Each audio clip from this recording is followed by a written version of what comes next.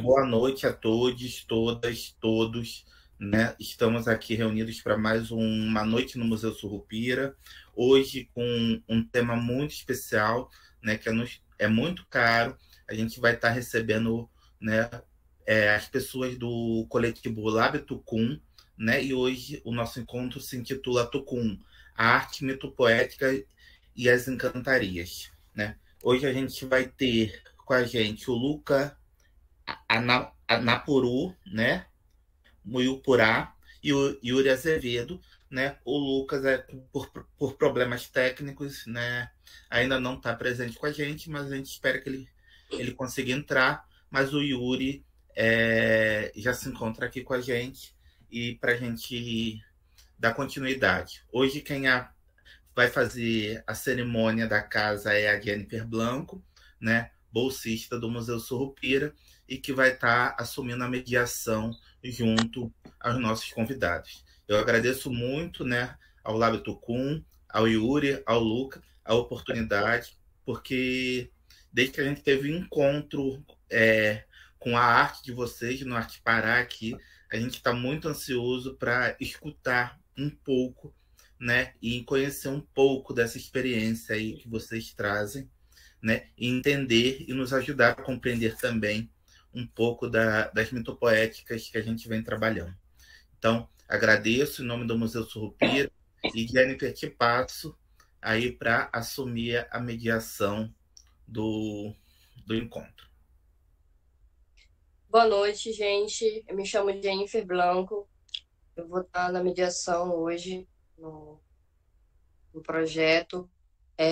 Os mediadores, como o professor já falou, os mediadores não, os palestrantes são Luca Napuru, Muiapurá, ativista indígena, originário do povo Anapuru, Muiapurá, da Chapadinha do Maranhão, licenciado em teatro na Universidade Federal do Maranhão, educador, multiartista, filho de santo do terreiro de Tambor de Mina, tenda Nossa Senhora dos Navegantes do Quilombo Santa Rosa dos Pretos, também no Maranhão, e integrante do Laboratório de Criação Artística do Lab Tucum.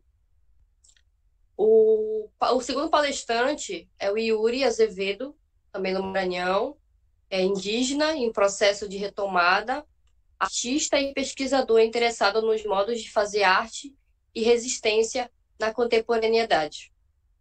Os projetos artísticos eles são voltados para o campo de artes visuais, do corpo e audiovisual, e possui graduação em Ciências Sociais pela Universidade Federal do Maranhão. Atualmente ele está cursando mestrado em Antropologia na Universidade Federal do Ceará e Universidade da Integração Internacional de Lusofonia Afro-Brasileira, a Unilab. Ele participou de grupos maranhenses como o Bendito, Coletivo Artístico, Grupo Caco e Gamar. Foi artista residente, colaborador e produtor cultural dos projetos Conexão Espaço Habitação, selecionado pelo processo Rumos Itaú Cultura de 2013 a 2014, e também do Festival de Arte Contemporânea do Maranhão. E também do Festival Contemporâneo de Dança, tendo produzido estudos sobre a cultura popular, arte contemporânea, religiões de matrizes afro-brasileiras, indígenas, questões raciais e ambientais. A escrevivência no Quilombo Santa Rosa dos Pretos, como pesquisador e filho de santa da tenda Nossa Senhora dos Navegantes, na comunidade quilombola. E ele teve a possibilidade de desenvolver a pesquisa e projetos como a oficina Feitura de Caxias do Divino Espírito Santo, e também como mestras e mestres do saber popular do território quilombola de Santa Rosa dos Pretos. E também na parte de criação artística do Lábio Tucum.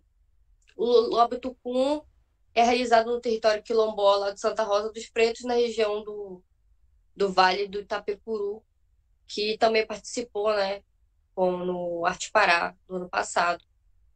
E, infelizmente, o Luca, como o professor já disse, não pôde estar com a gente agora. Eu espero que ele entre por problemas de internet. Mas o Yuri Azevedo está aqui e eu passo a palavra para ele falar, passar para a gente o conhecimento sobre os surrupiras e entendimento das mitopoéticas e representações artísticas que foram realizadas por ele. Então, Yuri, eu te passo a palavra para você começar. Ok. Primeiramente, boa noite a todas, todos e todos.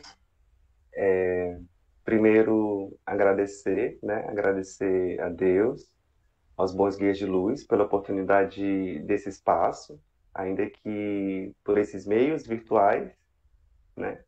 Mas as possibilidades de encontro, as potencialidades que podem sair desse lugar é o que nos animam, né?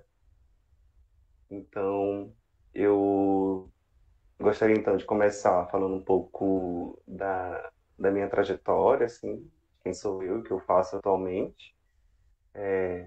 A Jenny já fez uma apresentação aí breve, um resumão, mas é isso, eu me chamo Yuri Azevedo, sou artista da dança, da performance, também transito hoje pela fotografia e pelas artes visuais, e também sou antropólogo, né? Sou formado em ciências sociais. Atualmente estou no mestrado aqui na UFC Unilab, né? Que é um programa de antropologia associado entre essas duas universidades.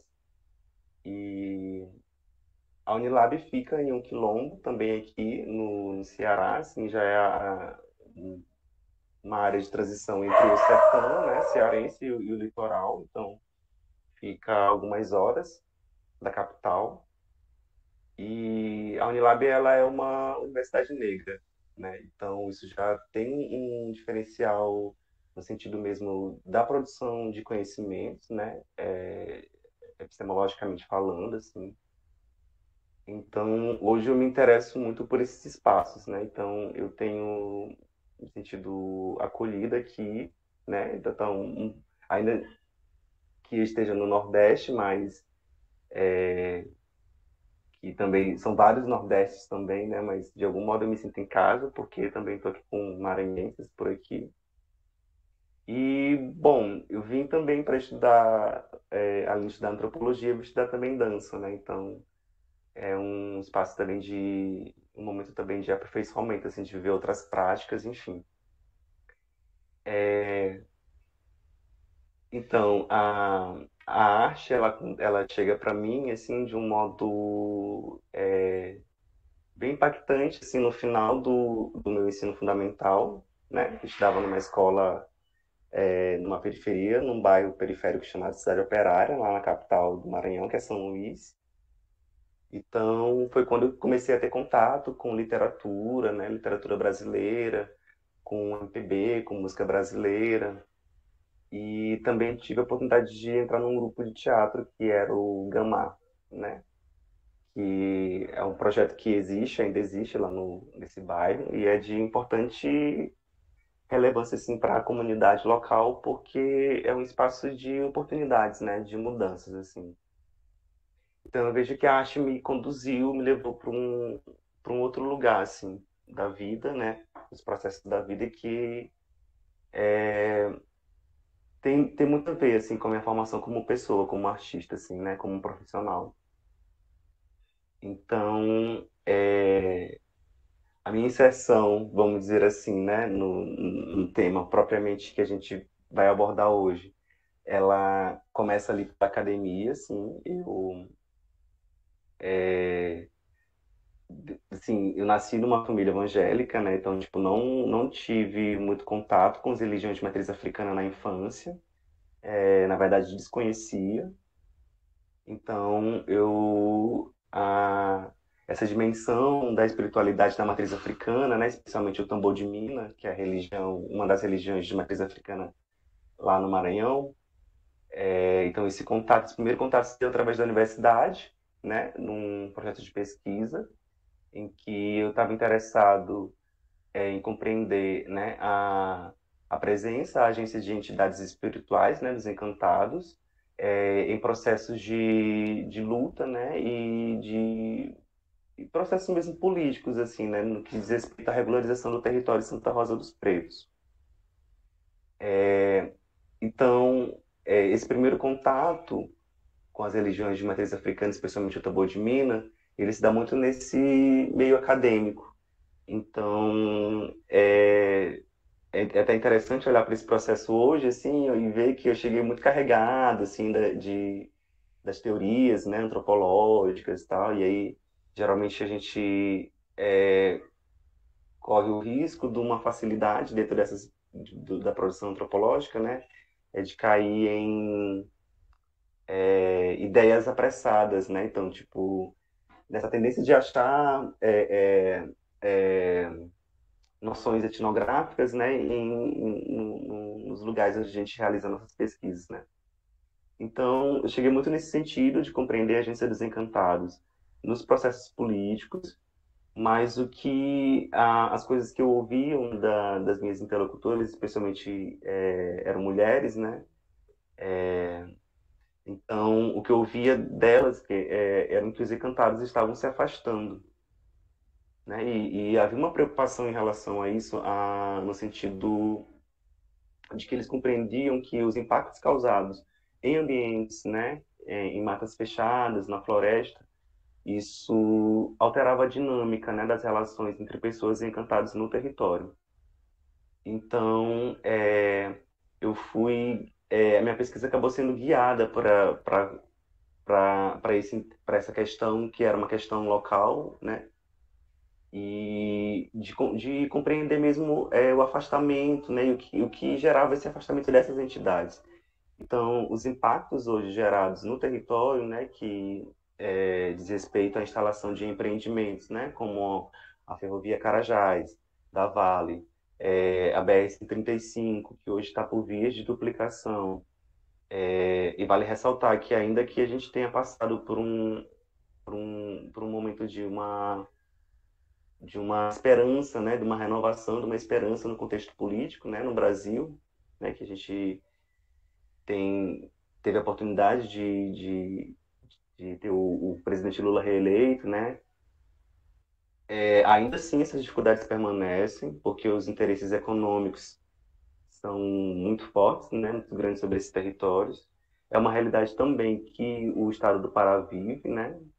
A exemplo disso, a Ferrovia Carajás, ela corta centenas de territórios no Maranhão e no Pará.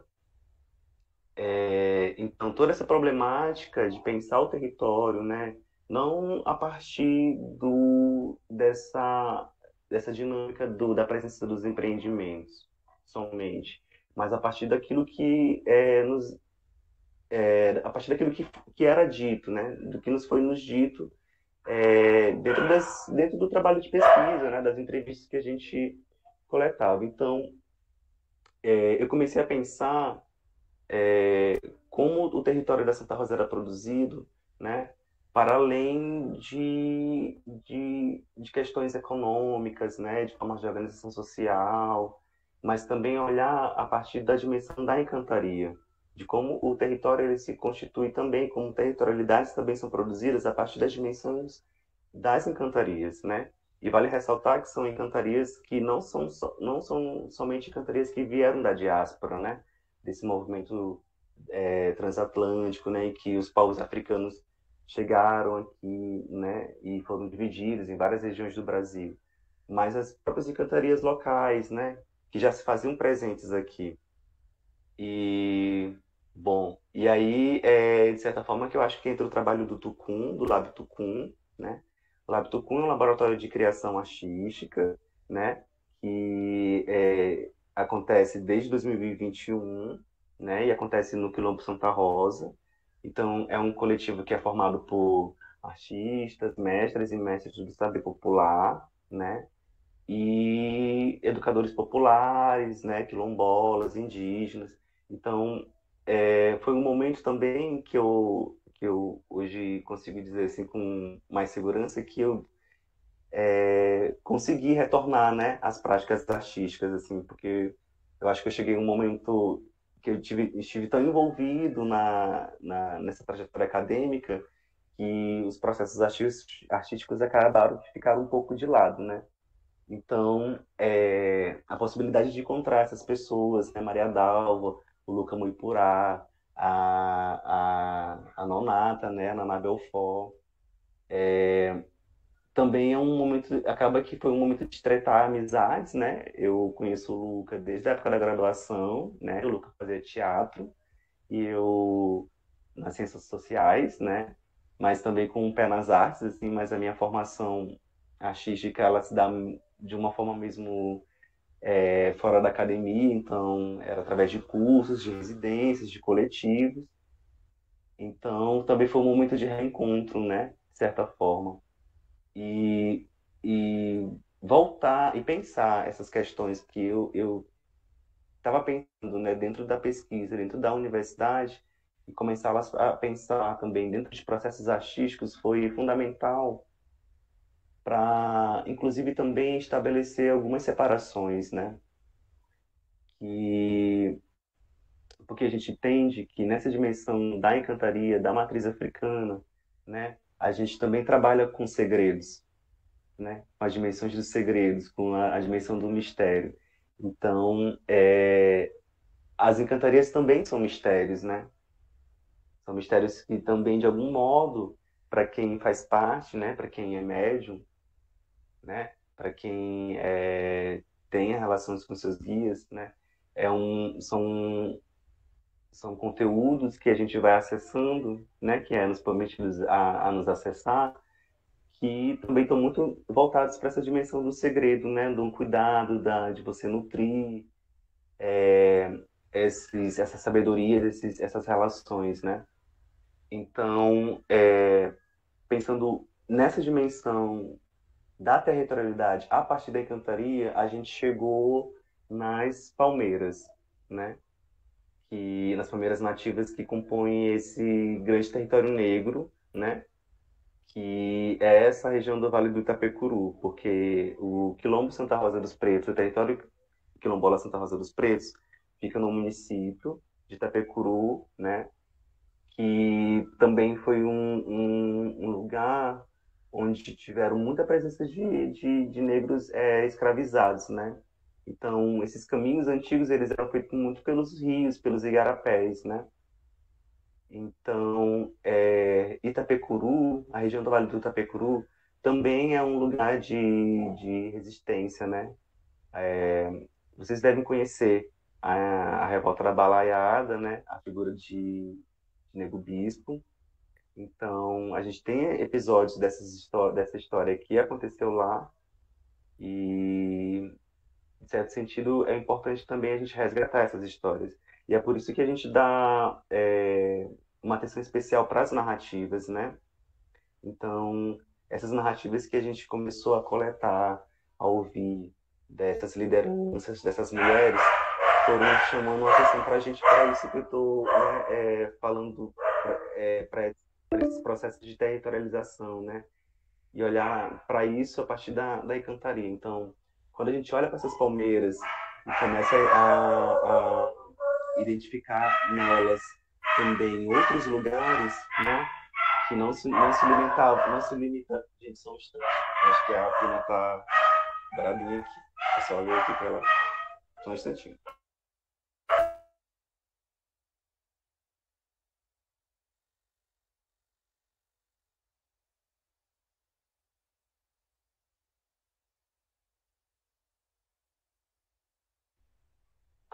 Desculpa, gente. Então, a gente começou a pensar esses processos de territorialidade, de produzir territorialidades, olhando também para essa questão das moradas dos encantados, né?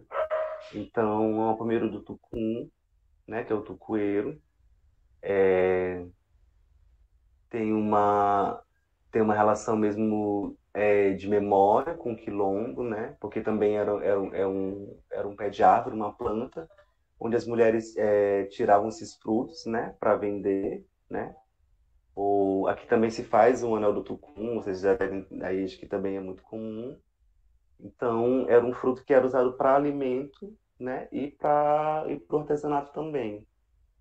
E além disso, então, aparece essa dimensão da encantaria. Então, a gente começa a pensar esse grande território que a gente também chama de Pindorama, né?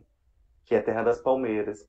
Então a gente começou a pensar territorialidade a partir dessas relações, né, com os encantados, com essas moradas de encantados, né, que a gente também compreende que são moradas, mas também são caminhos, são portais, né, lugares de passagem, né, entre esses mundos, né, que a gente pode chamar, né, desse mundo das encantarias, né, que está entre o céu e a terra, né, esse mundo, esse plano aqui da gente. Então, pensar na narrativa do Surupira é pensar também em possibilidades cosmológicas, também políticas, assim, né, de resistência, né, de produção de territorialidades e de estratégias de luta, né. Então, a gente entende, eu como filho de santo, né, também da tenda da Nossa Senhora dos Navegantes, que é a tenda de Tambor de Mina, lá do Quilombo Santa Rosa, a gente entende que essas moradas também são espaço para a produção dessas relações, né, que são relações de coexistência. Então, são produções que estão envolvidas diretamente em relações, inclusive, de compadrio, né? De encantados que estabelecem relações de compadrio entre pessoas encantadas, né? Que tomam filhos de pessoas para ser padrinhos, estabelecem relações ali. E, bom, enfim, o Tucum, ele parte muito também dessas narrativas, né? De olhar para essas narrativas e pensar como constituir processos, né? Constituir mundos que falem de outros lugares, né? Na antropologia a gente tem a virada epistemológica, né? A virada ontológica, né? Como tem sido importante também essas produções, né? Decoloniais e o que a gente diz muito, tem dito muito, assim, pensando nessa perspectiva, nessa virada ontológica, é que a gente precisa levar a sério, né, o que os sujeitos dizem, né, os nossos interlocutores nos dizem. Então, eu acho que é menos uma questão de acreditar ou não, né, de saber se os encantados existem ou não, mas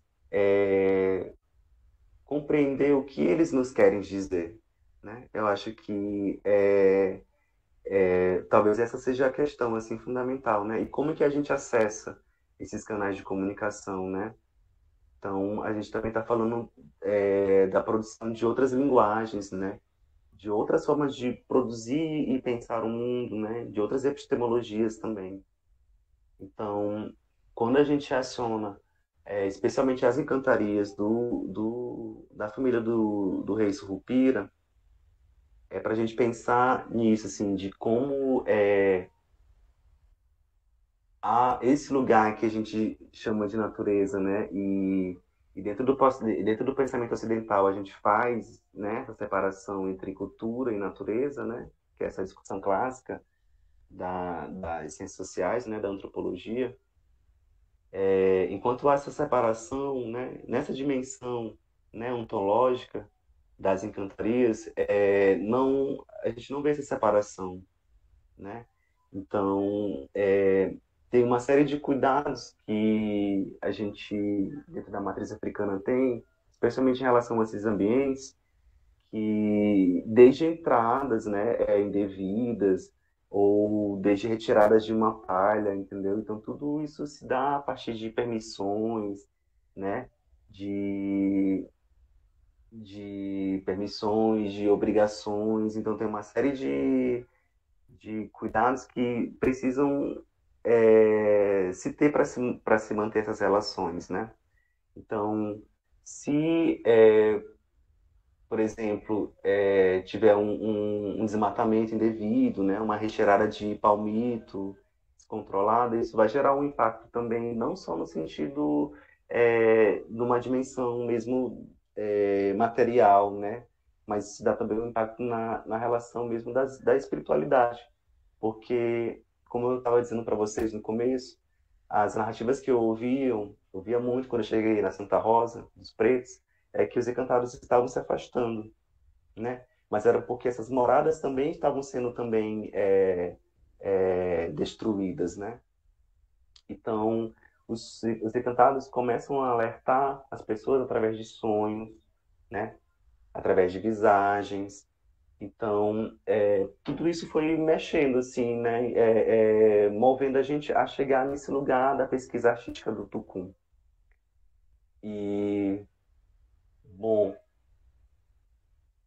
é isso, assim, eu não sei se vocês terem uma pergunta, assim, depois eu posso pensar, reorganizar aqui as ideias, que eu acho que eu não sei se eu já disse, assim, tudo que eu pensei, assim, mas é isso, assim, para começo de conversa, eu tentei situar assim. Uma pergunta para fazer? Oi, boa noite. Estão conseguindo me ouvir Oi. bem? Sim. É. Oi, me chamo Ramon Alcântara, sou bolsista, né, do projeto. E primeiro agradecer a sua presença, Yuri, que é realmente muito importante para a gente, para nossa pesquisa, né? E eu falo pessoalmente porque eu me vejo um pouco na tua história, porque eu comecei a estudar religiões de matriz africanas a partir da faculdade, né? Que eu foi entrando no projeto do professor Diogo, que eu tive maior contato com essas religiões. E a minha pergunta é mais um comentário também, mas porque na nossa reunião passada, não na noite do museu, mas no grupo de estudo, a gente estava debatendo justamente sobre performance, né? E tu falou, e na tua fala, tu tem um momento que tu diz que não é bem, não é como se fosse algo bem planejado, assim, porque existe toda a conversa com a encantaria, né? E com as pessoas, com o meio social que a gente está vivendo, com o contexto político. E o que eu queria saber mais era sobre como é feita ali, botando na prática o Labitucum, sabe? Tipo, se tem uma reunião antes, ou então se é tudo na hora mesmo. É mais nesse sentido, assim, que eu fiquei bem curioso para saber como se dá o processo, né? Sim. Por enquanto é isso. Tá bom. Já posso responder? Tá bom.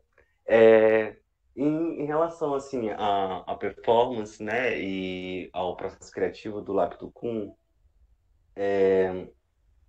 eu, assim, nas minhas produções, assim, especialmente as criações em performance, eu geralmente sou movido por uma questão, né? Então, tem uma pergunta que aparece para mim e a partir dessa pergunta bom, isso falando, né, individualmente do meu processo, né, para poder chegar no lado do Kun.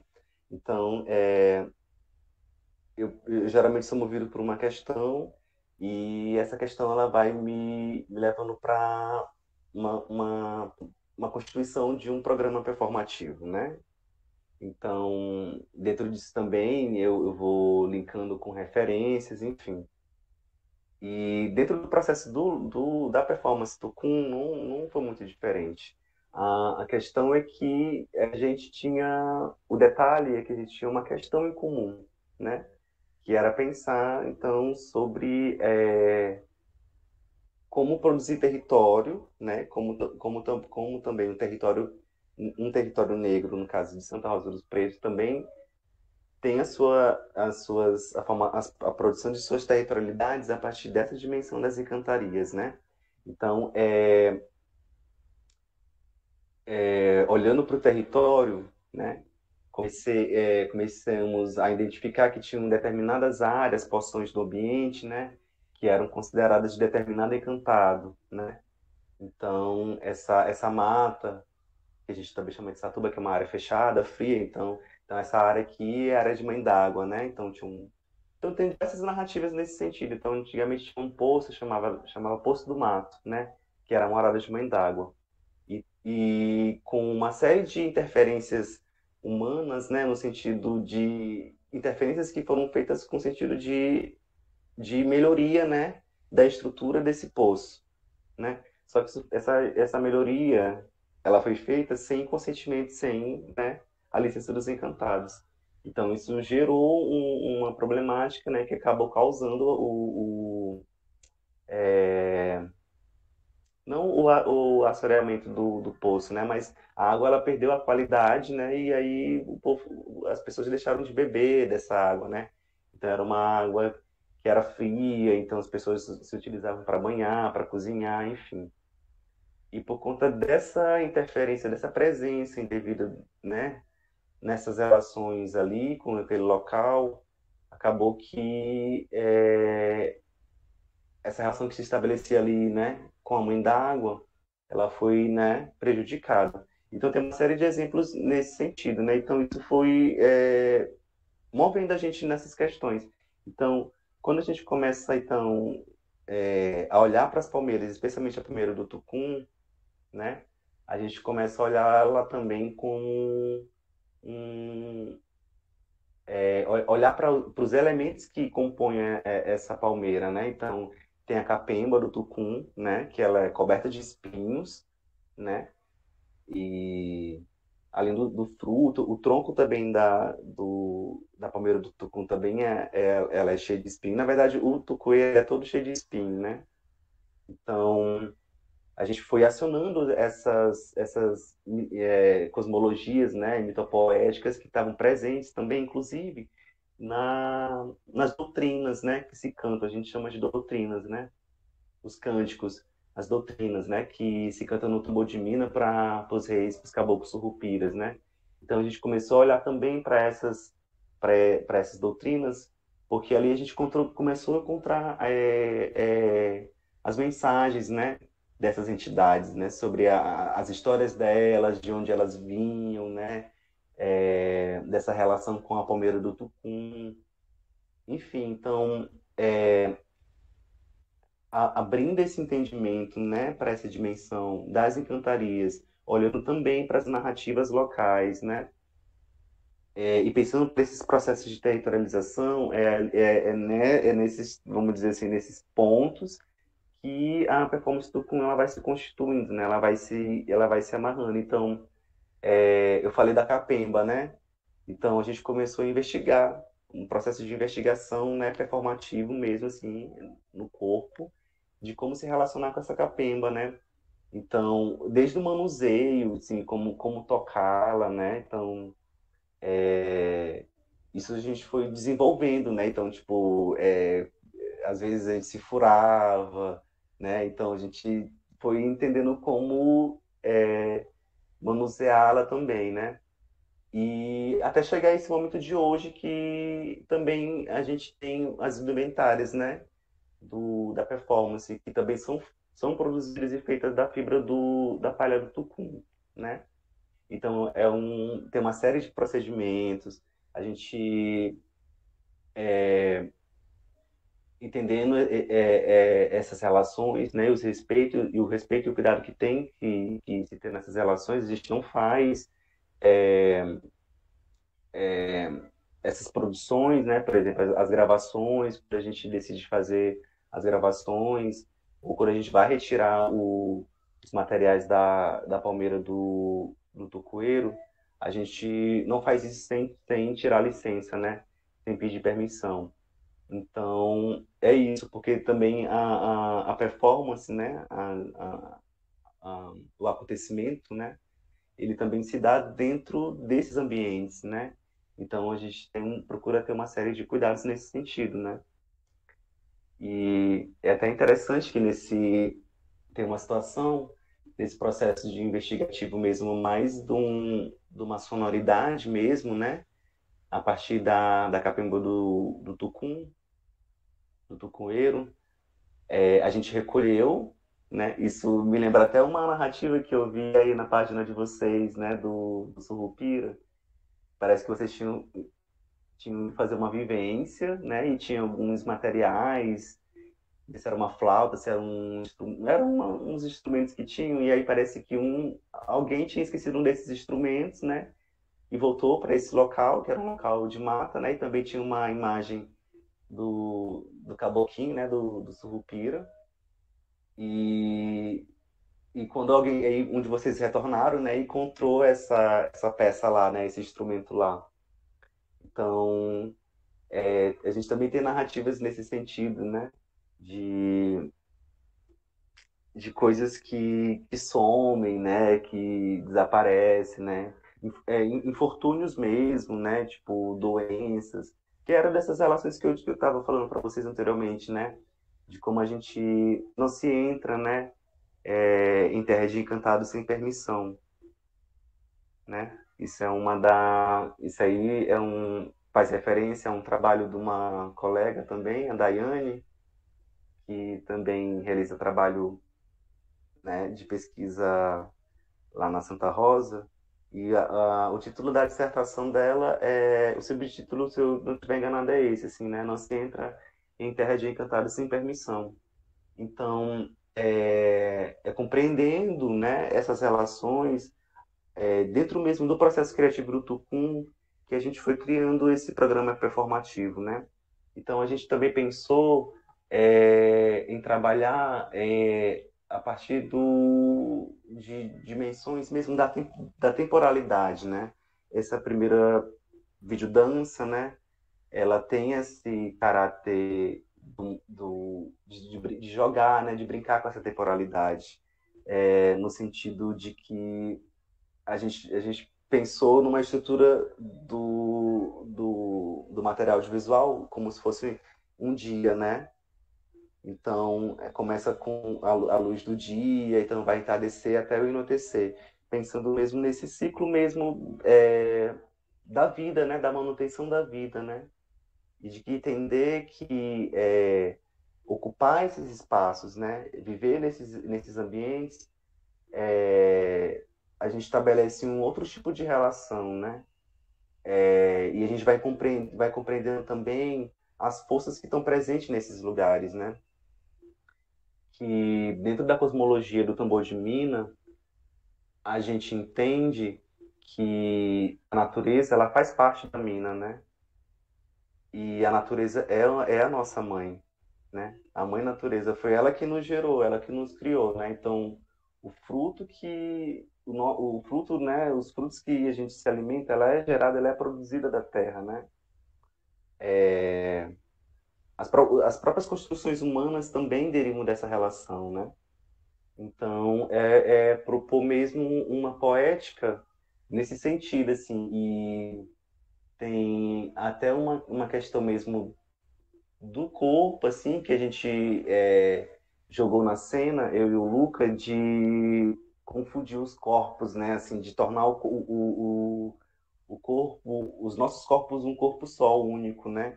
Então, às vezes, na composição das cenas, parece que é uma pessoa só, né? É um performer só. Mas justamente para trazer essa ideia das entidades, né? Então, a família dos Caboclos Surupiras são várias entidades, são várias famílias, né? São várias entidades que compõem essa família, né? Mas a gente entende que tem uma matriz ali, né? Que tem uma família que, que estabelece relações, né? Então, os Caboclos Surupiras dentro do tambor de mina, né? Assim, eu falando agora como um médio assim iniciado, né, que agora que tipo, que eu tô tendo né, assim mesmo, agora que tem 2 anos que eu já entrei na gira, né, assim que eu tô fazendo parte da Tenda das Nossas Senhoras Navegantes como filho de santo, mas a história dos Caboclos Surupiras, né, ela tá muito voltada para essa questão mesmo da mata, né? Eles são caboclos bravos, né? Tipo, na cosmologia do tambor de mina, né? Os médios, eles dançam incorporados dos caboclos surupiras, né? E antigamente se dançava na cama de espinho, que dizia, né? Então, tipo, os médios, eles rolavam nos espinhos, né? E não se feriam, né? Então, a gente costuma dizer dentro do Lábio Tucum que esses espinhos que ferem, né, também são os mesmos que curam e nos protegem, né? Então, estabelecer essas relações é também estabelecer um lugar de resistência, né? De fortalecimento nesse sentido, né? Porque eles é que nos dão as forças, né? São os encantados que nos dão as forças, são os bons guias que nos orientam, que nos conduzem, assim. E pensando nisso, né? Eu posso dizer que dentro do processo do Lábio Tucum, a gente também se sentiu guiado, se sentiu orientado, entendeu?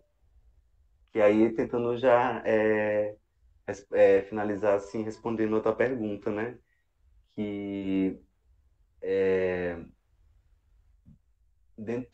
desde o processo de criação mesmo, até o processo de edição do material audiovisual, a gente se sentiu muito orientado, muito guiado, assim, né?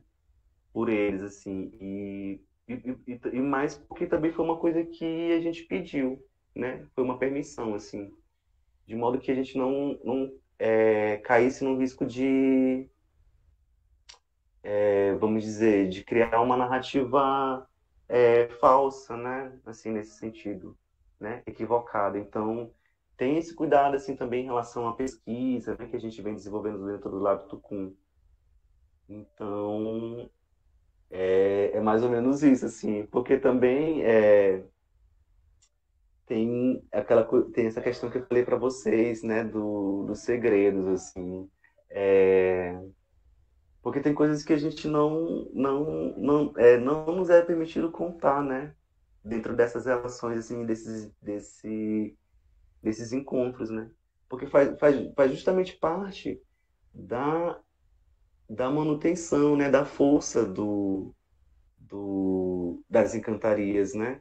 Então, é, tem coisas que precisam mesmo estar na dimensão do segredo, né? Porque é, um exemplo, a gente sabe que dentro de mesmo dessas disputas políticas, né, e a academia não está fora disso. Então, se a gente pensar nas nossas produções, acaba que as nossas produções, se a gente não tomar um certo cuidado, elas acabam servindo como uma faca de dois gumes, né? Então, elas podem ser, inclusive, ser utilizadas para reforçar essas maldades, essas atrocidades, entende? Então, por exemplo, quando eu falava desse é,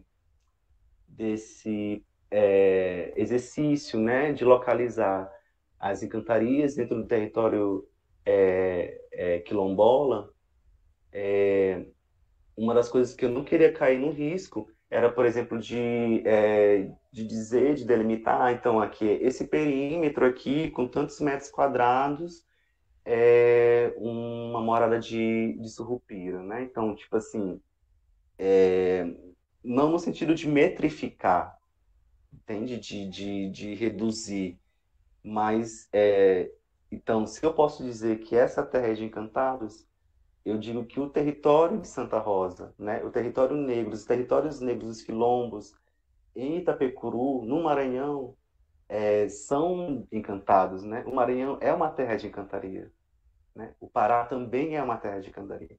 Pindorama é uma terra de encantarias. A Ayabiala também é, né? Então, o que esse movimento que a gente faz hoje, inclusive dentro e fora da academia, é estabelecer essas pontes, esses encontros, né? De modo que a gente consiga, a partir dessas diferenças que a gente vai localizando, né? Achar esse lugar do comum, né? Esse lugar que a gente se encontra. Então, é isso, tipo, a encantaria dos caboclos surrupiras, né? As encantarias do tambor de mina, do terecô, da umbanda, da pagelança, do catimbó, né? Aqui em Fortaleza, no Ceará, né? Que já tem uma predominância catimbó. Então, olhar para esses territórios, né? Que não são somente territórios geográficos, mas também são territórios existenciais, né? E que tipo de existências e relações de coexistência se produzem nesses territórios, eu acho que é isso que a gente tenta passar, de certa forma, dentro do trabalho do Tucum e dentro também das nossas produções, enfim, entendeu? Então, é mais ou menos isso, assim. Acaba que é um movimento, uma pesquisa constante, assim.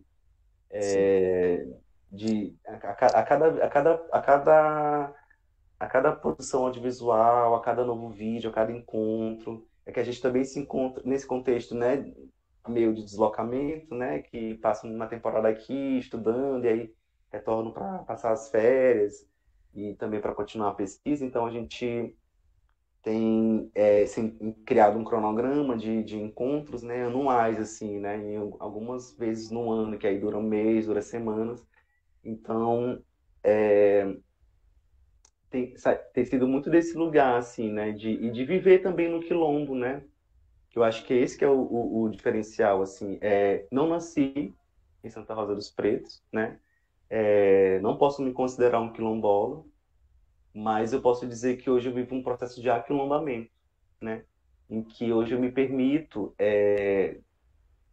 pisar o chão, sabe, tocar o chão e sentir mesmo a terra, assim, as relações que são possíveis, né? De como é que a gente pode pensar futuro, né? Pensar o caráter das coisas futuras a partir dessas coisas que nos são ditas, entende? Então, parte muito disso, assim. E, bom, o Tucu é isso, assim, ele é um trabalho também que está em constante construção, assim, entendeu? Da gente pensar desde desses lugares, né, dos impactos que esses lugares vêm sofrendo, né, e das possibilidades de reversão, né, de reverter essa situação, assim. E é isso, gente. Acho que respondi. Obrigada, Yuri. Tá bem. Eu acho que tem a Dina, a Lidiane e Antônio para fazer pergunta. Dina, você quer fazer pergunta? Na verdade, eu não quero fazer uma pergunta. Deixa eu ligar aqui, que a minha internet está um pouquinho ruim. Então, boa noite a todos, todas, né? Todos. Boa noite. Eu sou a Dina, eu sou pedagoga no Planetário do Pará. E eu gostaria, assim, de parabenizar o Yuri, né? Pela sua pesquisa, na verdade. Eu queria dizer isso, assim, que a gente vive, assim, um processo de invisibilidade, né? Principalmente nós que estamos na Amazônia, né? Nos nossos territórios, né? E a sua pesquisa, assim, eu fiquei sensibilizada, né? Trabalhando num planetário que poderia dialogar, né? Eu posso dizer assim, com todo esse processo de territorialidade que existe, né? De pensar essas encantarias e fazer esse diálogo com a ciência dura, né? Seria assim muito importante para os educadores que atuam nesses espaços, né? Então, eu fiquei pensando assim, como atuar num planetário pensando esse processo, né? Eu acho que isso é uma proposta assim que poderia, de certa forma, romper, né, com essas questões, né, que, de certa forma, elas nos apresentam como se fossem proibidas, né, mas que faz parte do nosso olhar de dentro. Eu acho que nós precisamos, enquanto sujeito, enquanto educadores, olhar, né, de dentro da Amazônia para fora, porque por muito tempo nós fomos pensados, né, nós fomos vistos de fora para dentro. Então, eu acho que esse é um momento de romper com toda essa questão, né, e nos repensar. Então, eu vejo assim, que a sua pesquisa ela é uma pesquisa sensível, né, que, de certa forma, ela sensibiliza as pessoas que estão aqui, eu acredito, neste momento, né, e que podem, de certa forma, também possibilitar outros olhares, né, sobretudo para esses espaços onde a gente tem essas ciências duras, né. Então, é importante nos repensar enquanto sujeito Eu acredito que seja isso, a sua pesquisa, ela tá me possibilitando esse outro olhar, esse outro repensar, né? O nosso espaço, os nossos territórios a partir dessas encantarias, né? Então, de certa forma, a gente fica um pouco que em crise, né? Tentando romper com essas questões, né? Então, mas é isso, nesse sentido de te parabenizar e te dizer que eu fiquei assim bem sensibilizada com o que você falou aqui e pensar novas propostas para esses espaços onde nós estamos atuando. Era isso. Isso. Primeiro, parabenizar a palestrante, a quem propôs a mesa, né, e a esse encontro, né, que está muito bonito, está sendo muito bom ouvir, e as minhas experiências são outras aqui no Rio, são experiências de desencantamento, né, mundo, vamos dizer assim, e tudo isso vem me fazendo pensar muitas coisas, né, e em particular nesse processo de aquilombamento que você traz, né? Mas uma pergunta para resumir, para não entrar na belezura toda da sua fala, né? Eu queria saber de você como que você poderia resumir, a partir da sua experiência, compreensão acadêmica, né? Do seu modo de pensar hoje, como que você resumiria o que é o Surrupira, para quem nunca ouviu falar de Surrupira, tá? E qual seria a implicação uma implicação direta, né, dessa cosmogonia, embora você tenha falado na sua fala, para o território, assim, em termos imediatos, né? Seria isso. Tá bom, obrigada. Bom, boa noite, gente, a todos. A minha pergunta, né, ela é referente ao laboratório do Yuri, certo? E também queria parabenizar essa mesa, parabenizar a Jennifer pela mediação, parabenizar o grupo, né, do Museu Surrupira, o coletivo, pela organização. Enquanto tu contavas, né, eu fiquei pensando, dentro de todo esse espetáculo performático, a forma com que tudo isso impacta a comunidade, né? Como impacta a comunidade quilombola, como impacta a cultura do Maranhão e como impacta essas pessoas que residem ali na comunidade. E aí eu gostaria de pensar, né, e também saber de ti, e aqui nesse conjunto a gente pensar, há crianças que participam dessa performance, se sim, né, qual a participação delas e como é a relação que elas têm quando escutam sobre as encantarias, né? Quando elas se vislumbram com os encantados, com as imagens e as criaturas que vocês ali estão performando. E também com a forma que vocês relacionam com esses saberes da oralidade, né? Diretamente com as crianças. E era isso, gente. Obrigado. Eu queria também que você falasse um pouco mais tacitamente do Surrupira mesmo. Você falou de uma família, que é uma família, né? E aí, quem são os membros dessa família, se tem as especificidades, quem chefia, porque a gente vê que tem cada localidade, cada pessoa que a gente estuda tem percepções diferentes, né? E também como é a incorporação deles no terreiro, eles conversam, eles falam, né? Ou não, só vêm como encantados para fazer limpeza e tal, né? E quem são esses principais representantes que mais se fazem presente no terreiro, né? E se eles têm alguma reivindicação, né? Alguma fala, né? No caso, eu sei que nem todos os surrupiras falam em todos os terreiros, mas é por isso que eu faço essa pergunta, né? Se eles vêm trazendo alguma questão, né? Como essa do território estar sendo destruído, né? E tal. Bom, então queria só ampliar um pouquinho essa pergunta da Lick. Obrigado. Tá bom. Obrigado, gente. Então, eu vou começar a partir do do comentário da Dina, tá? Que não foi exatamente uma pergunta, mas me lembrou, me fez relembrar uma pergunta que acho que pode ser interessante, assim, né? Pensando nesse contexto da Amazônia, assim, né? Então, quantas Amazônias cabem na Amazônia, né? Que a gente está falando de uma diversidade de povos e comunidades, né? E territórios, assim. E acho que é exatamente aí que está vamos dizer assim, a cereja do bolo, né?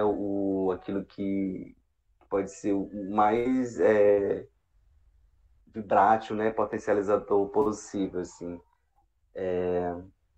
Porque a gente, na sociedade, né? Tipo, com essa influência, né, desse mundo ocidental, a gente acabou se entendendo, constituindo o sujeito, né? Como sujeitos centrados, né?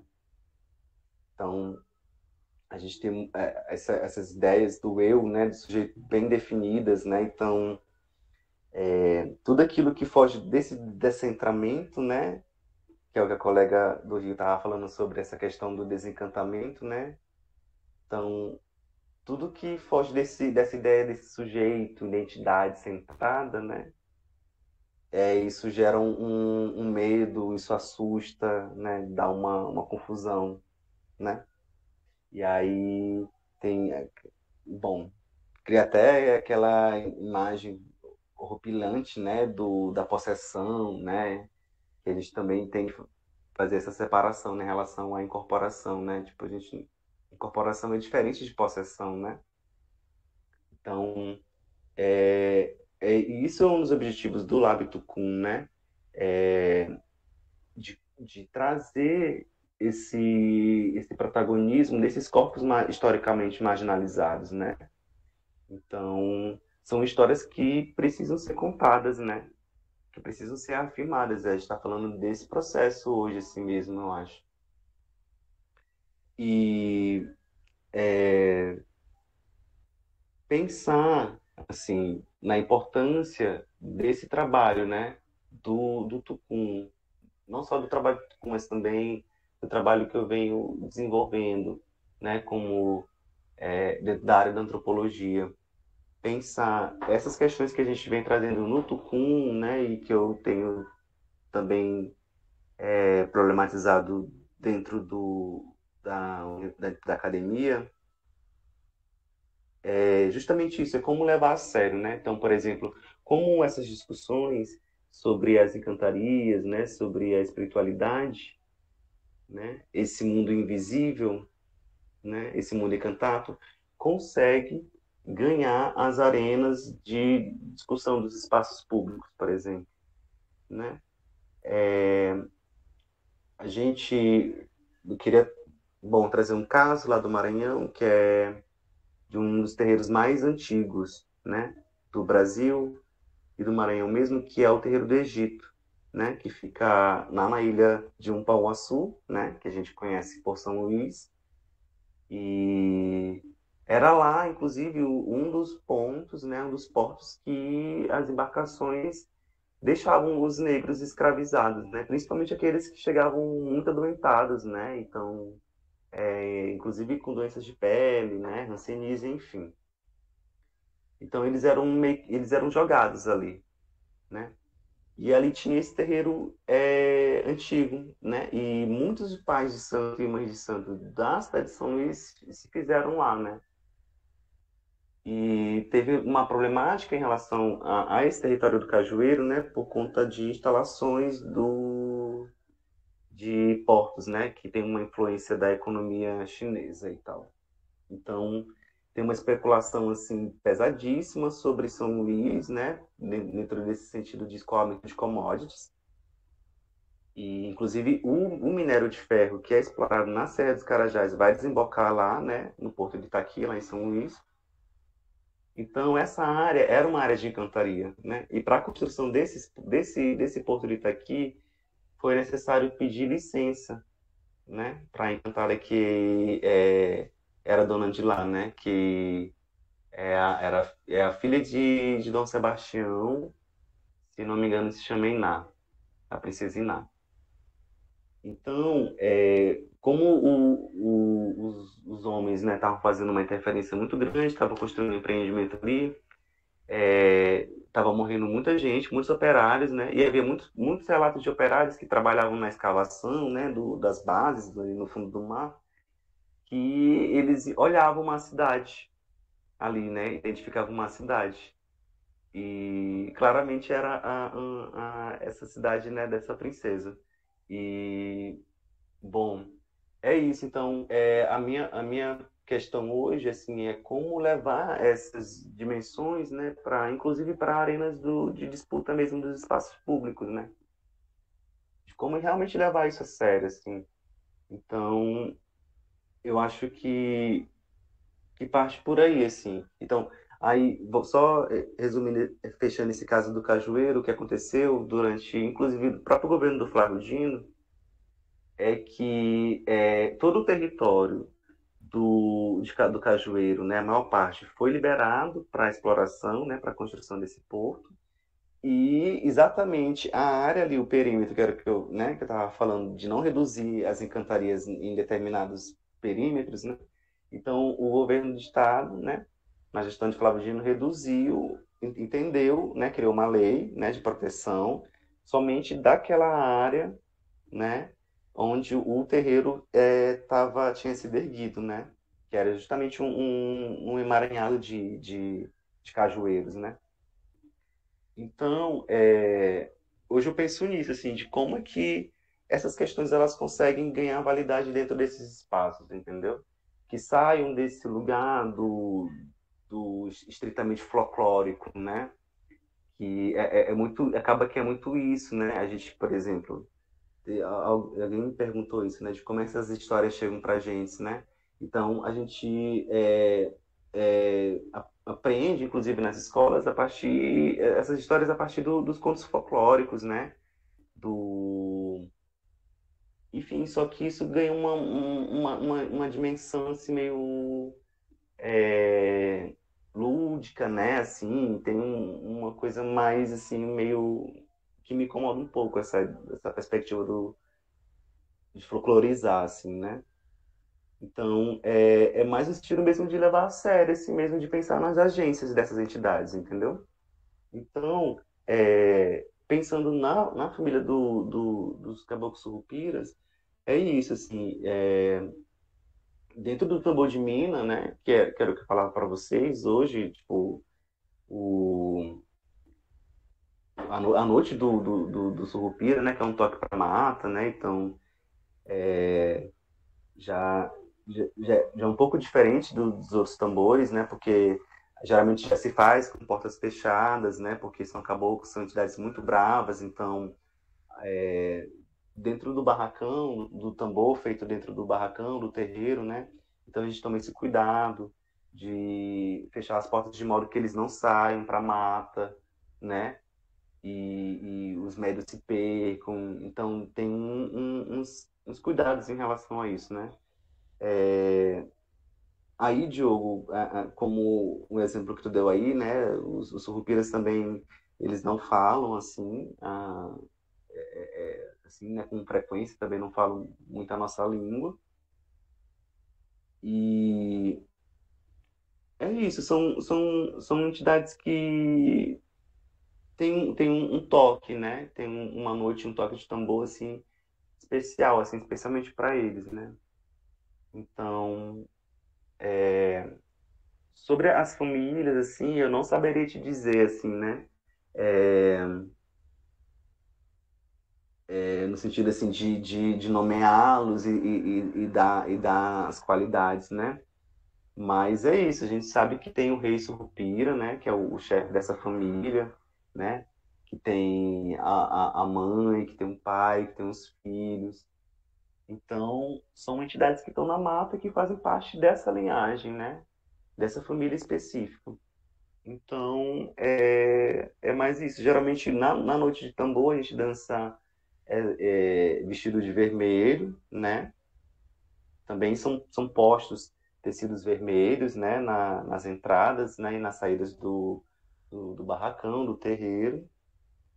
E hoje mesmo, mais por conta mesmo assim, de uma questão mesmo assim, da própria federação, né, dos povos de terreiro, né, das casas de terreiro, né, a gente evita fazer um tambor nos moldes antigos, né, como eu estava explicando para vocês, que se botava a palha, né, com os espinhos no chão, então os médios rolavam, né, na cama de espinhos e tal. Então, como eram são os procedimentos até um pouco mesmo assim assustadores, né, para quem não está habituado, né, a ver, assistir. Então, teve um pedido assim da federação, né, das organizações, para que os espinhos de certa forma fossem retirados, assim, entendeu? Dos rituais. Assim. Então, são mais esses elementos assim que eu posso trazer assim, né? Então, em relação à presença de crianças dentro do trabalho, né? Assim, nas cenas, né? Que a gente já dos materiais que a gente já produziu, elas não aparecem, né? Mas ali elas estão diretamente envolvidas, né? A gente tem um episódio que é interessante, assim, um fato, né? Que é interessante, que é o de Comagem Nonata. Sempre no período que a gente está nas gravações do Tupum, como a Ginonata descobre uma gestação, né, uma gravidez. Então, das 2 vezes que a gente entrou no processo de criação, foram exatamente os momentos que coincidiram com a gravidez, que já estava para a segunda gestação da Comagem Nonata, né? E além disso, tem as crianças do Quilombo, assim, que estão sempre com a gente, entendeu? Elas não deixam de estar, assim. Nesse último laboratório que a gente fez, a gente conseguiu fazer algumas fotografias, né? Elas vestidas com a capemba, com as indumentárias, e aí a gente acompanhando, tendo cuidado. Elas já ficam curiosas, aí querem entender o que é isso, o que está acontecendo. Tem uma coisa de ficar um pouco assustado, né? Porque, tipo, já a gente trabalha com máscaras, então a gente não vê os rostos, né? As pessoas não veem os nossos rostos, então para as crianças elas já se assustam, a gente já teve uns choros assim, tá nesse sentido. Mas de modo geral, assim, tem uma boa recepção, assim, né? Do nosso trabalho dentro do Quilombo. A gente já exibiu em alguns lugares lá no território e já mostrou para algumas lideranças, assim, né? Para Mãe de Santo, para uma das nossas interlocutoras, né? Algumas de nossas interlocutoras. E, e também, tipo, ressaltar essa importância da oralidade, né? Porque muita coisa se deu a partir dessas histórias que nos foram contadas, né? Então, Maria Dalva, que é uma caixeira também do Divino Espírito Santo, também é mineira, da Tenda Nossa Senhora dos Navegantes, ela conta muito pra gente, assim, né, as histórias, assim, de antigamente, de como era isso, que eu falava pra vocês, de quebrar o coco do tucum, né, e da dificuldade que era de encher uma lata, daquelas latas de leite ninho, né, antigas que tinham de ferro, da dificuldade que era de juntar uma lata dessa, de juntar 1 quilo, de sair para a estrada, para rodagem, para vender. Então, são elementos que também fazem parte da história da memória, né? Do Quilombo, assim, porque está diretamente ligado com essas relações, entende? Com a manutenção, inclusive, de caminhos antigos no território, né? Caminhos que levam para essas áreas. Então, e é isso, a própria a oralidade, ela acaba que ela funciona como essa ferramenta mesmo, esse instrumento de atualização, né, de manutenção dessas histórias, né, desses ambientes, porque é a forma que é a forma com mais força que é repassada, né, que é transmitir essas histórias, né. A gente tá mais habituado, né, como diz o Davi Copenauer, né, as imagens da pele de papel, né? Que são os escritos, né? A gente tem uma coisa muito ligada à escrita, né? Assim, de depositar, né, uma certa confiança nisso, mas acaba que também tem a escrita, de certo modo, também ela engessa, né? Ela também produz processos de esquecimento, né? Então, a oralidade, né? As doutrinas que são cantadas, né? Por exemplo, Maria d'Alva é uma das mineiras que passa o dia inteiro cantando doutrinas do tambor de Mina, né? Seja para os surrupiras, que ela também dá passagem, né? Seja para a família de Légua, né? Dos Encantados de Légua, de Légua Bojiboá da Trindade, entre outros, né? Então, isso está presente no dia a dia, está presente no cotidiano, né? E é isso, assim. Inclusive, todos esses processos ele acontece em um lugar né, que eu queria destacar e dizer que é muito especial, que é o projeto da barragem, né? O projeto da barragem, ele é um projeto de piscicultura, né, e agricultura familiar que acontece lá no Quilombo, Santa Rosa, e é um lugar que fica muito próximo dessas áreas, né, que eu estou dizendo para vocês, de áreas fechadas, assim. Então, lá também, inclusive, tem manutenção de pontos, né, de força, de luz, né, que se acende, se oferece para essas entidades. Então, tem muito a ver com isso, assim, sabe? Tipo, a vida no território, a vida no quilombo, tá ligada diretamente com essas dimensões, assim, entendeu? Então, tipo, o próprio trabalho no campo, né?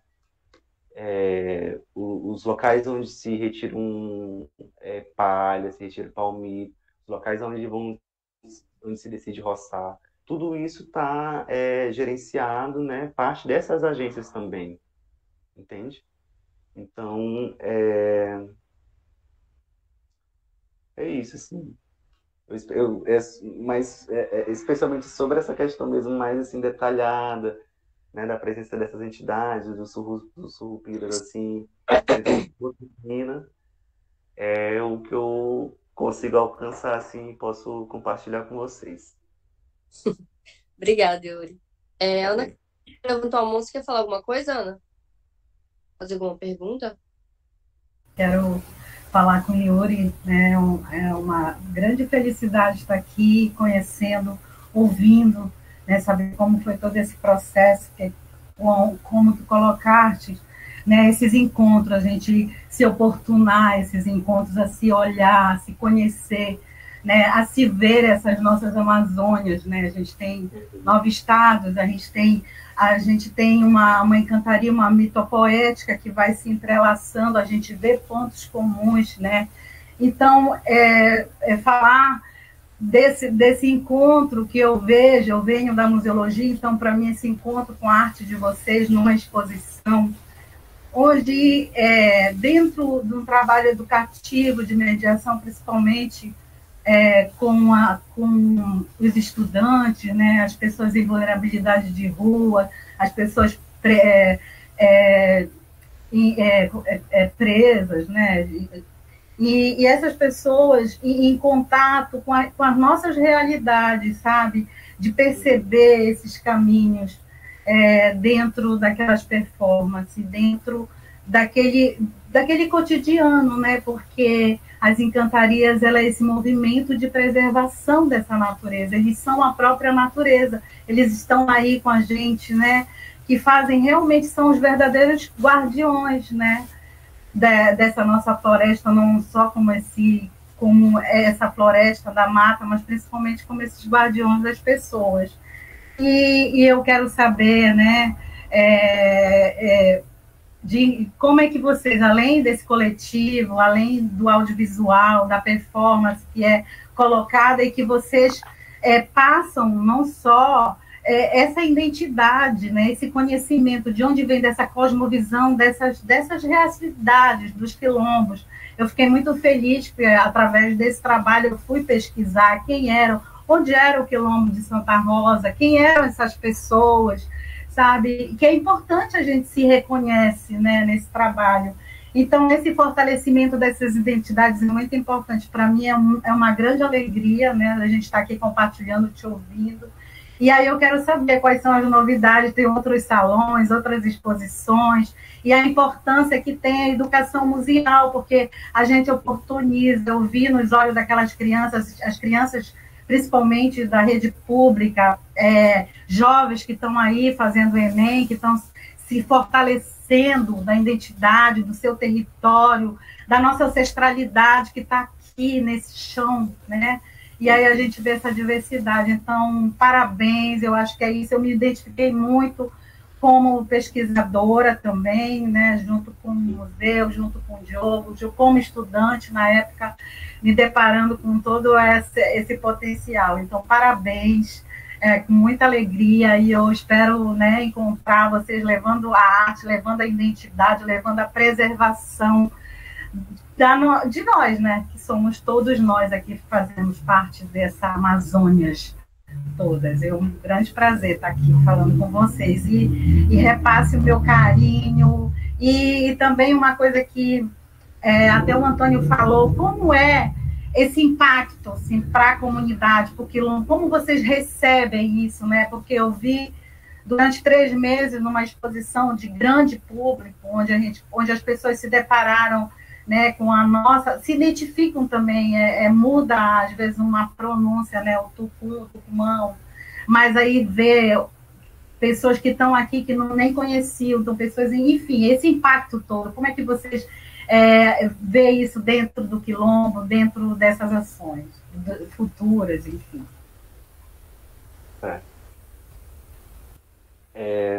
Obrigado, Ana,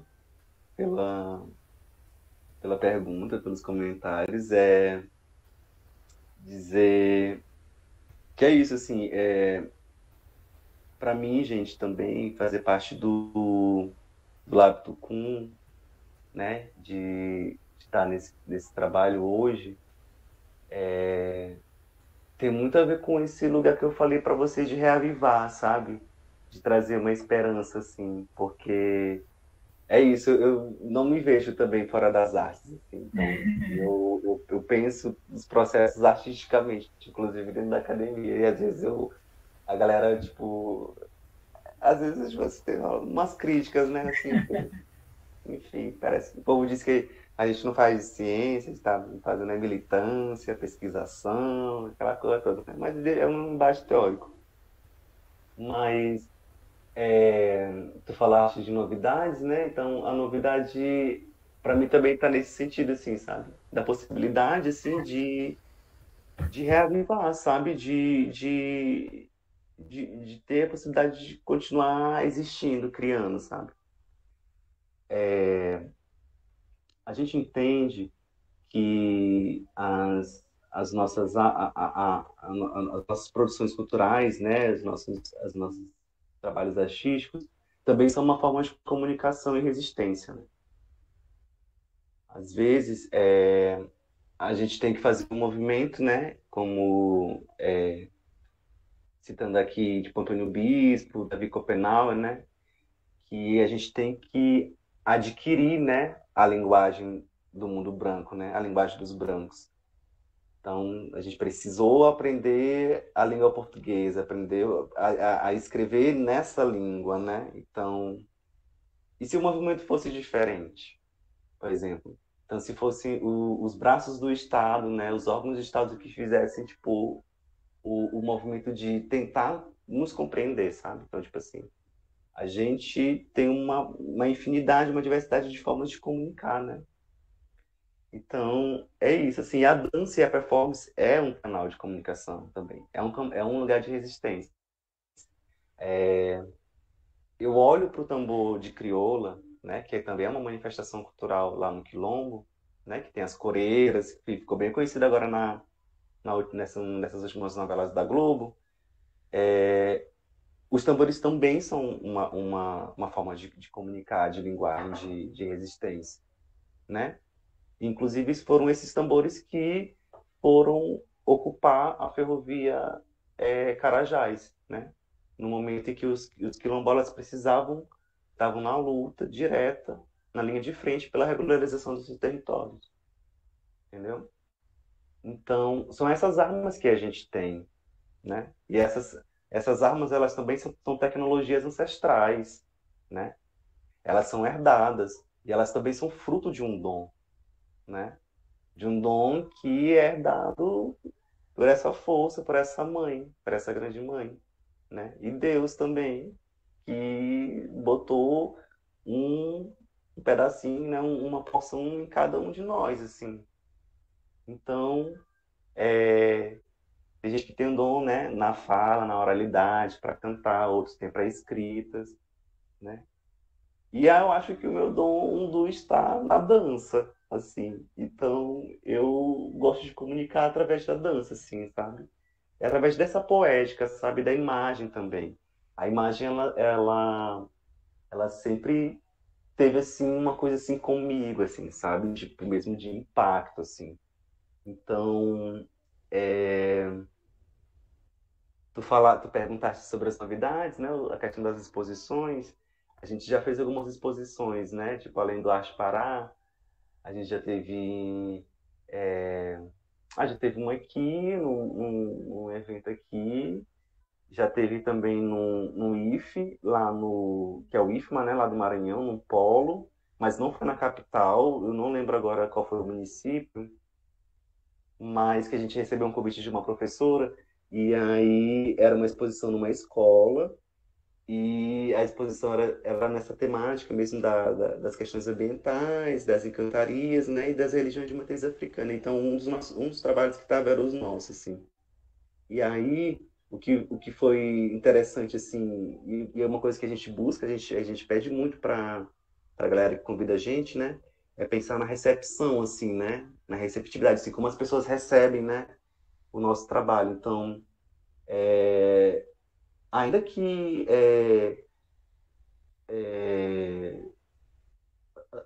a gente não fale diretamente, né, assim, né, dos surrupiras, né, assim, né, mas está ali como um marcador, um elemento forte do trabalho, né, mas ainda que a gente não fale, não tem como as pessoas não estabelecerem associações, seja de como está aqui na mensagem que mandaram aqui, que eu achei muito interessante a pessoa falando que quando criança visitava o terreiro com os pais, né? Os pais frequentavam o terreiro e visitavam. Então, o que é interessante aí é acionar essas memórias afetivas, aquilo que a colega falou desse processo de desencantamento, aquilo que está lá que a gente esqueceu, né? Aquilo que está lá guardado, que às vezes parece que está perdido, mas uma imagem, né? Uma dança, uma doutrina aciona esse lugar ali, né? Que faz parte da gente também, entende? Então, assim, e em cada território, em cada lugar é diferente, assim, né? Então, tem uma característica diferente dos surrupiras lá em São Bernardo, se eu não me engano, o nome do município. Foi muito interessante as histórias que a Marcinha, que é a professora que fez o convite pra gente, depois ela foi dizer, né? Que os alunos foram lembrando de histórias do passado, né? Que viam, que lembrava que viu um seixo, né, com as pernas viradas e tal. Então, tipo assim, elementos que vão se cruzando, entende? Então, lembra quando eu falei para vocês que a gente, numa dimensão, numa determinada perspectiva, a gente faz parte de um grande território, de um único território? Então, é isso, assim, pensar nessas histórias que se cruzaram, assim. Uma vez eu vi num evento acadêmico lá na UFMA, no Maranhão, de um pesquisador das religiões, falando sobre o risco das religiões de matriz africana, né, e dos povos originários acabar com a ascensão do bolsonarismo, né. E, bom, se a gente pensar, a gente está sobre ameaça, a gente está sobre epidemias, né, a gente está sobre ataques desde sempre. A gente nunca teve descanso, no mínimo há 523 anos, né? Que os povos originários dessa terra vêm travando lutas de resistência, sabe? Que os quilombos vêm travando lutas de resistência, sabe? E a gente não quer ser lido como a partir de números, como arrobas, por exemplo. A gente não quer que as pessoas, que as grandes cidades olhem para os nossos territórios e acham que tem muita porção de terra para o porco índio, entende? É porque a cosmopercepção, diria assim, né, as percepções que a gente estabelece, né, que a gente constitui, né, elas se dão de outra ordem, né? A gente não olha para a natureza como um lugar de recursos potencialmente a serem explorados. A gente olha para a natureza como um espaço de humanidades, né? Ainda que sejam humanidades distintas da nossa, mas também produzem vida, entendeu? Produzem no sentido de que é uma constituição. A gente vive junto, né? É pensar no ciclo da serpente mesmo, assim, né? Na força da continuidade da vida de Dan, né?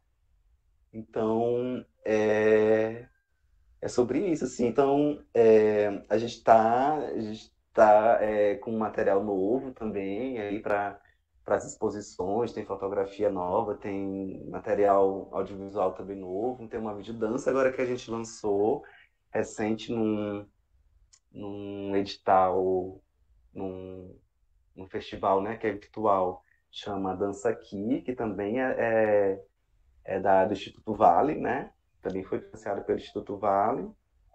E é isso, assim. Então, resumidamente, queria falar para vocês que fazer arte em territórios negros, né? Em territórios que são silenciados, constantemente marginalizados, é um desafio, né? Assim como também ser oriundo de família pobre, periférica, negra, né? Indígena também, que meu pai era pescador no município chamado Cururupu, que é que é território tupinambá, né? Dos povos tupinambás, lá no Maranhão. Então, a possibilidade de conhecer a Santa Rosa, né? Que me acolheu, abriu os braços, hoje eu me sinto em casa, me sinto em família. A possibilidade de retornar às práticas artísticas através do Lábio Tucum, tudo isso me faz fazer esse movimento de olhar para trás, né? No presente, mas com a perspectiva no futuro, assim, em acreditando em práticas, em ideias, em pensamentos que a gente pode constituir mundos possíveis, assim, né? Possibilidade não no sentido de uma coisa virtual, assim, como, né? Mas de que é real, sempre existiu, sempre teve aí, quilombo sempre existiu, né? Então, como é que a gente tem que pensar hoje nessas atualizações, né? De como é que a gente continua fazendo o que a gente sabe bem fazer, né? Porque é isso, assim, a gente olha para a Amazônia hoje, aí já tentando encerrar, a gente ainda tem muito essa perspectiva da ajuda, né? De ajudar, tal, a gente vê muito isso, né? Nessas questões mesmo dessas ajudas internacionais, né? Para preservação, não sei o que, tal. Mas a gente já tem, cara, as práticas. Se a gente está buscando fórmulas, resoluções, compostos para descobrir como é que a gente resolve os problemas do mundo, né? Que a gente não vai resolver mesmo, mas pelo menos os nossos, a gente já tem as práticas, a gente já tem as tecnologias, as ferramentas para isso, entende? A gente precisa olhar para elas e assumi-las mesmo como efetivas, assim, como potenciais. E eu acho que são esses espaços que dão a possibilidade de a gente constituir isso, entende? Então, eu acredito muito nisso. Dentro da minha prática, dentro da antropologia, dentro da arte, fazendo resistência dentro dos quilombos, entende? Então, é isso, assim. De pensar na possibilidade de que a gente pode reverter alguns processos, assim, entendeu? E de que a gente não... De que se estamos prestes a um fim do mundo, né? O fim do mundo que está prestes é esse mundo dos brancos. É dessa branquitude aí, dessa lógica aí, neoliberal capitalista que está querendo destruir a nossa casa, né? a nossa casa comum.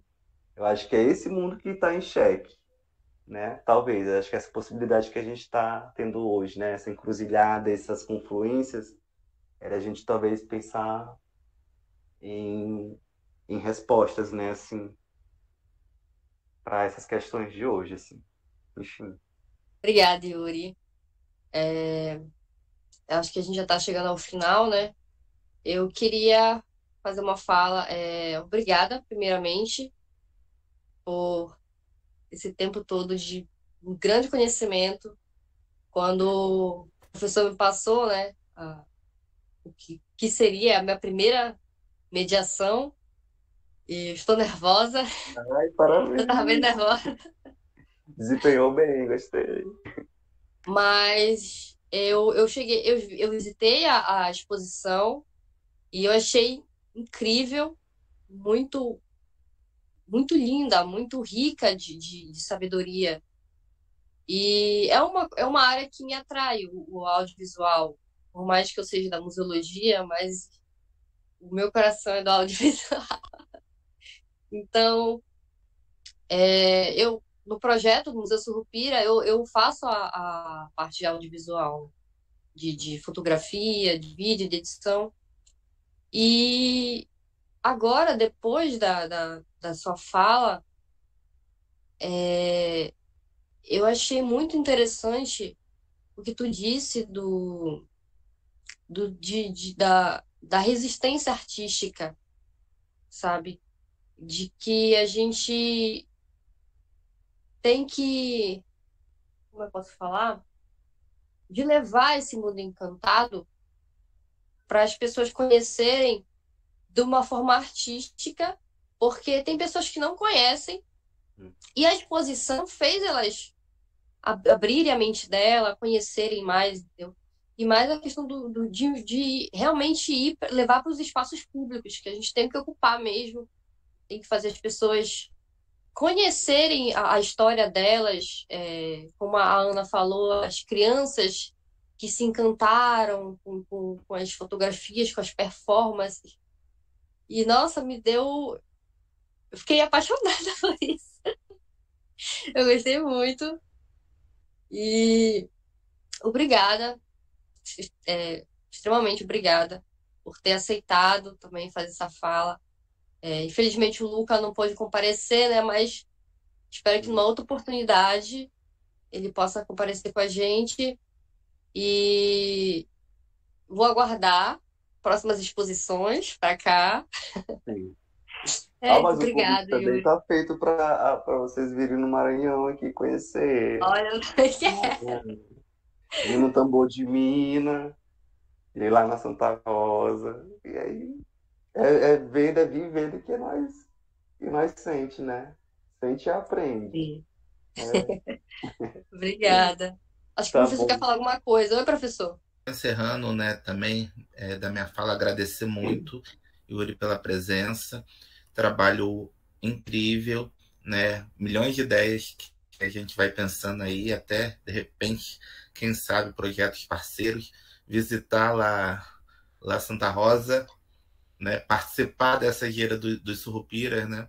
Que a gente tem uma diversidade que a gente está encontrando assim, muito grande em relação aos Surrupiras, né? Depois eu vou te fazer uma pergunta específica se tem uma entidade lá, que é uma entidade que eu estou tentando mapear, que eu só encontro na literatura dos Surrupiras, mas que para a gente é importante. Mas agradecer, né, e dizer que o Museu Surrupira está aberto aí para vocês sempre que quiserem, né? A ideia é essa, né? A gente ter esses momentos de troca, de aprendizado, de aprender, de percepção, né? De percepções de mundo. A gente trabalha com essa ideia, né? Que existem percepções de mundo que estão sendo dizimadas, né? A gente faz essa arqueologia dos outros saberes, né? Que é o que a gente defende aqui teoricamente, porque elas estão aí resistindo para sobreviver, e se a gente não for atrás delas, elas vão se acabar e, né, a gente não vai conseguir adiar, né, esse fim do mundo, essa destruição, né, porque a gente tem que pensar nessas novas mudanças, né? Porque o nosso sistema mundo não se sustenta mais, né? E a gente sabe que esses outros sistemas mundos aí que foram dizimados pela colonialidade, eles conseguem sustentar, né? E só a poética, né? Mas trazer também, né? A gente costuma falar aqui no Museu Surupira, né? Que você tocou na questão do folclore, né? Não é questão de querer ser folclore, pelo contrário, né? A gente não quer que seja visto como folclore, mas também a gente percebe que existe um racismo que não permite, às vezes, que o surrupiro seja entendido como folclore, né? E a gente costuma falar, né? O que a gente tem mais próximo do surrupira são os curupiras, né? E o curupira ele foi embranquecido pelo folclore, né? A gente vê as representações, né, de um embranquecimento do curupira, né? Nos compêndios sobre folclore, né? Não nos estudos, né, que traz os relatos, mas nessa representação no social, né? Então a gente acha importante trazer essa representação e pensar nessa questão, nessa relação também do Tucumã, né? E aí falar que eu sou professor do programa de pós-graduação em Cidade, Territórios e Identidade, né, que é da UFPA de Abaetetuba, e eu estou começando uma parceria com um professor, né, que trabalha com Tucumã, ele estuda Tucumã mesmo, né? Ele trabalha com germinação de Tucumã, e a gente conseguiu botar uma pergunta para saber se existem, né, mitopoéticas, né, sobre o Tucumã, na região de Abaetetuba, né? Eu estou aqui ansioso para ver o resultado, né, para ver onde aparece o que é contado, né? Porque a gente vê que é uma riqueza muito grande, né? E eu não sei, né, ainda, apesar de ser biólogo, eu ainda não consegui pegar para ver essa dispersão do Tucum, do Tucumã, né? Mas, por exemplo, existem cidades na Argentina que se chamam Tucumã, né? E aí eu não sei se é a mesma planta, e eles falam que é uma palmeira também, né? Então eu não sei. E existem também diversas lendas relacionadas a isso. Então eu acho que o território, né, que você fala, ele é muito mais amplo, né? Esse território de Encantaria é muito mais amplo do que a gente imagina, né? Ele, inclusive, ele se expande para além da Amazônia, né? Eu não sei nem se aí, como você está no Ceará, né? Uhum. Se tem alguma representação de surrupira aí nos catimbós, né? Mas eu vejo muito uma longuinha muito próxima, assim, né? Do surrupira, né? Mas é isso. Agradecer, né? E dizer que vocês contribuíram bastante com a nossa pesquisa. Agradecer a todos que estiveram presentes aí, que assistiram, né? Pelo convite. E dizer para vocês, então, que acompanhem a página do Tucum, né? No Instagram, Lab Tucum. E aí lá vocês conseguem acompanhar as novidades. A gente sempre está fazendo a manutenção lá da rede social para movimentar porque isso também, essas redes sociais, a gente tem que... o lance que a gente estava falando, né? Também tem que ser utilizado como instrumento. A gente tem que pensar nesse tipo de movimento também, né? E, enfim, gente, é um prazer, assim. Eu quero ir em Belém. Em Belém eu não conheço, mas eu já fui em Paraupebas. Eu já fui só nas áreas lá dos conflitão mesmo, assim, né? Pesado. Paraupebas e tal ali, tem outro aqui, assim. Eu fui num encontro do movimento da mineração uma vez. E é isso, eu dizer que tem uma curiosidade assim, também muito grande de conhecer a terra de vocês. Já dando uma olhada aí nos programas de pós-graduação, na antropologia aí do Pará, e eu já vi que nós somos irmãos, né, gente? É que a gente foi desmembrado, né? Vocês sabem disso, né? Nós éramos uma grande família. Grande Pará, Maranhão, nós éramos tudo uma. Mas aí... A gente agora é primo. Mas é isso, gente. Obrigado. Obrigada, gente. Tchau, tchau. Então, boa noite a todos. Boa noite, gente. Fiquem bem. Boa noite. Boa noite. Tchau, gente. Boa noite.